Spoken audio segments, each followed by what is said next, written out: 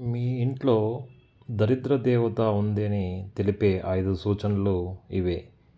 లక్ష్మీదేవికి ఒక అక్క ఉంది. ఆమెను దరిద్ర దేవత అని, జ్యేష్ఠాదేవత అని, అలక్ష్మి అని అంటారు. లక్ష్మీదేవి, అలక్ష్మి ఇద్దరూ కూడా క్వైట్ ఆపోజిట్గా ఉంటారు. సిరి సంపదలకు ఆదిదేవత లక్ష్మీదేవి. హిందూ పురాణాల ప్రకారం పాల సముద్రం నుంచి లక్ష్మీదేవి జన్మించింది. అయితే లక్ష్మీదేవికి ఒక అక్క కూడా ఉంది. ఈ విషయం చాలామందికి తెలియదు. జీవితంలో లక్ష్మీ కటాక్షం ఉండాలని చాలామంది కోరుకుంటూ ఉంటారు. అయితే లక్ష్మీదేవి సోదరి మాత్రం దీనికి వ్యతిరేకం. ఆమె పేరు అలక్ష్మి. పాల సముద్రాన్ని మదించినప్పుడు ఈ దరిద్ర దేవత పుట్టింది. దరిద్ర దేవత తర్వాత హాలాహలం పుట్టింది. ఆ తర్వాత లక్ష్మీదేవి పుట్టింది. లక్ష్మీదేవి పుట్టిన తర్వాత అమృత కలశంతో ధన్వంతరి అవతరించారు. పాల సముద్రం నుండి పుట్టిన లక్ష్మిని తాను వివాహం చేసుకోవాలని శ్రీ విష్ణువు భావిస్తారు.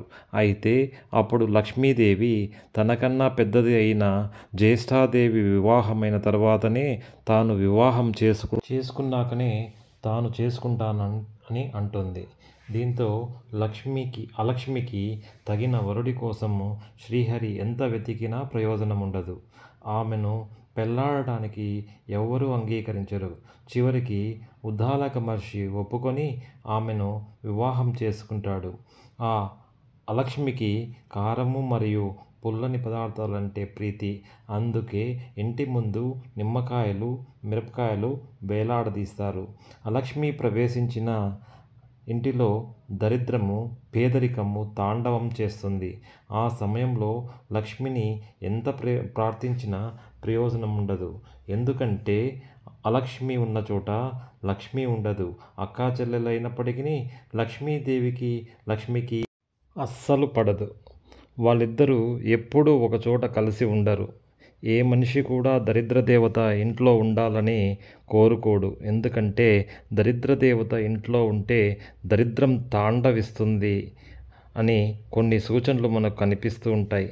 అలాంటి సూచనలు కనిపించినప్పుడు దరిద్ర దేవతను వెళ్ళగొట్టే పరిహారాలు చేయవాలి. అప్పుడే దరిద్ర దేవత ఇంటి నుండి పారిపోతుంది. మరి ఇంతకీ దరిద్ర దేవత ఇంట్లో ఉంటే ఎలాంటి సూచనలు కనిపిస్తాయి అనే విషయాన్ని ఈరోజు మనము ఈ వీడియోలో వివరంగా తెలుసుకుందాం. ఫ్రెండ్స్, ఫస్ట్ టైం వీడియో చూసేవారైతే ఒక లైక్ వేసుకొని మా ఛానల్ని సబ్స్క్రైబ్ చేసుకొని మాకు సపోర్ట్ చేయండి.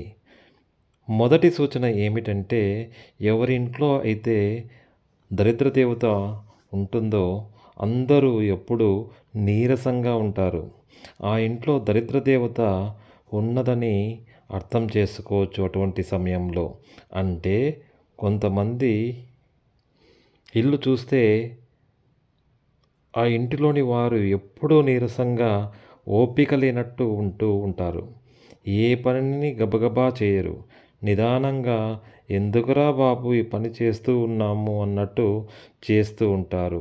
అలా ఇంట్లో వారందరూ కారణాలు లేకుండా నీరసంగా ఉన్నారంటే ఆ ఇంట్లో దరిద్ర దేవత అనగా జ్యేష్ఠాదేవి ఉన్నదని సంకేతం. ఇక రెండవ సూచన ఏమిటంటే, ఏ ఇంట్లో దరిద్ర దేవత ప్రవేశించి నివాసం ఏర్పరచుకుంటుందో ఆ ఇంట్లోని పిల్లలు తల్లిదండ్రుల మాట వినరు, మొండికేస్తూ ఉంటారు, పెద్దవాళ్లకు ఎదురు చెబుతూ ఉంటారు, పెద్దల పట్ల అస్సలు గౌరవం చూపించరు. ఇది దరిద్ర దేవత ఇంట్లో ఉందని తెలిపే రెండవ సూచన. ఇక మూడవ సూచన ఏమిటంటే, ఆడవాళ్ళు ఊరికినే ఏడవడం.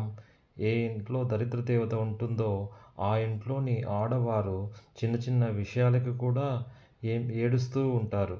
చిన్న చిన్న మాటలకే ఏడుస్తూ ఉంటారు. గుర్తించండి, ఇది దరిద్ర దేవత మీ ఇంట్లో ఉందని తెలిపే మూడవ సంకేతం. ఇక నాలుగవ సంకేతం ఏమిటంటే, అన్నం పప్పు తరచుగా మాడిపోవడం.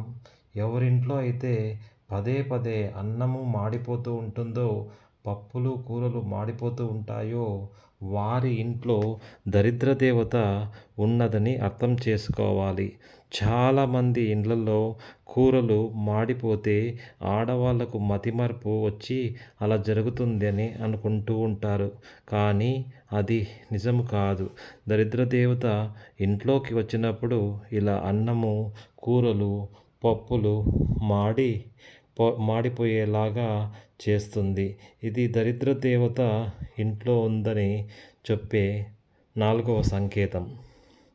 ఇక కొంతమంది ఇళ్లలో ఒక రకమైనటువంటి బూజుల వాసన, దుర్వాసన వస్తుంటుంది. ఇల్లంతా క్లీన్ చేసినా కూడా ఆ వాసన పోదు.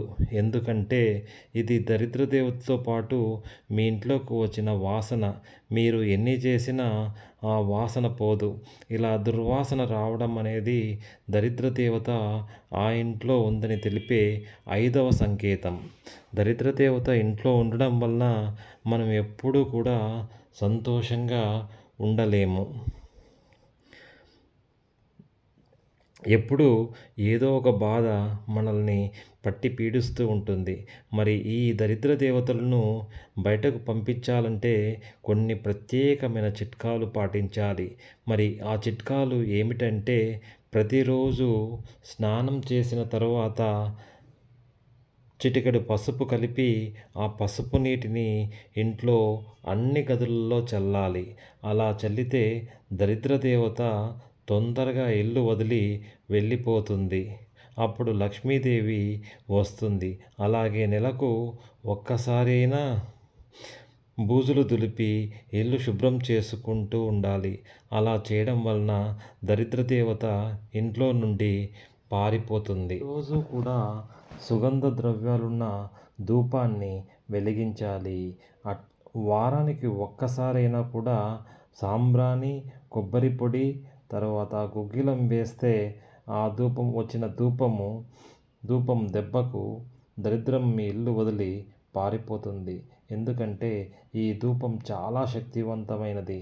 ఇంట్లో ఉందని, దరిద్ర దేవత ఉందని సూచనలు కనిపించినప్పుడు ఈ చిన్న చిన్న చిట్కాలు పాటించినట్లయితే తప్పక దరిద్ర దేవత మీ ఇంటిని వదిలి వెళ్ళిపోతుంది.